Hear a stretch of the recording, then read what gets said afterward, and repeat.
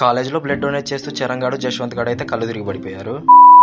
మా కాలేజ్ లో ఎన్టీఆర్ ట్రస్ట్ వాళ్ళు బ్లడ్ డొనేషన్ క్యాంప్ అయితే ఆర్గనైజ్ చేస్తున్నారు. ఇంట్రెస్ట్ ఉన్న వాళ్ళు వచ్చి బ్లడ్ డొనేట్ చేయొచ్చు అని చెప్పారు. అది వినగానే మా ఫ్రెండ్స్ అందరూ రక్తం ఇవ్వడానికి రెడీ అయిపోయారు. ఇక్కడ అందరూ షాక్ అవ్వాల్సిన విషయం ఏమిటంటే ధనుష్ గారు రక్తం ఇవ్వడానికి వచ్చాడు. చూడ్డానికి వీడికే 2 లీటర్ల బ్లడ్ అవసరం పడేలాగుంది. ఫస్ట్ వంశీగాని లోపలికి తీసుకెళ్లి ఫామ్ ఫిల్ చేసి కుర్చీ ఎక్కించారు. వంశీగాడు మాత్రం బాల్ బిసిక్తూ వాన్లోంచి 1 లీటర్ బ్లడ్ బయటికి తీశాడు. లీటర్ బ్లడ్ ఇచ్చాడని వాళ్ళ దగ్గర ఫ్రూటీ గుడ్డ బిస్కెట్ ప్యాకెట్ తీసుకుని థమ్స్అప్ చూపిస్తున్నాడు. మనోజ్ గారు రక్తం ఇవ్వడానికి ముఖ్య కారణము ఫ్రూటీ బిస్కెట్ ప్యాకెట్. వీడు ఫ్రీగా ఫినాయిల్ వస్తేనే వదిలిపెట్టాడు, అలాంటిది ఫ్రీగా ఫ్రూటీ ఇస్తానంటే వదులుతాడా? నేను కూడా ఫ్రూటీ కోసం బ్లడ్ ఇద్దామని వెళ్ళా, కానీ వాళ్ళు నా 46 kgs వెయిట్ చూసి ఫస్ట్ నువ్వు బయటకు దొబ్బే బాబు అన్నారు.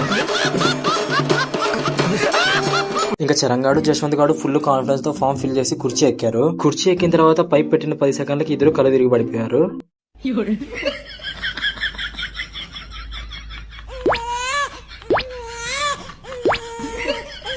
ఏ నువ్వు పిల్లలో ఉండే చరణ్ బ్లడ్ ఇచ్చి కళ్ళు తిరిగి పడిపోయాడు. ఇంకా ఎలక్ పిల్లలో ఉండే నేను బ్లడ్ ఇచ్చింటే నా పరిస్థితి ఏంటో ఊహిస్తేనే భయంకరంగా ఉంది.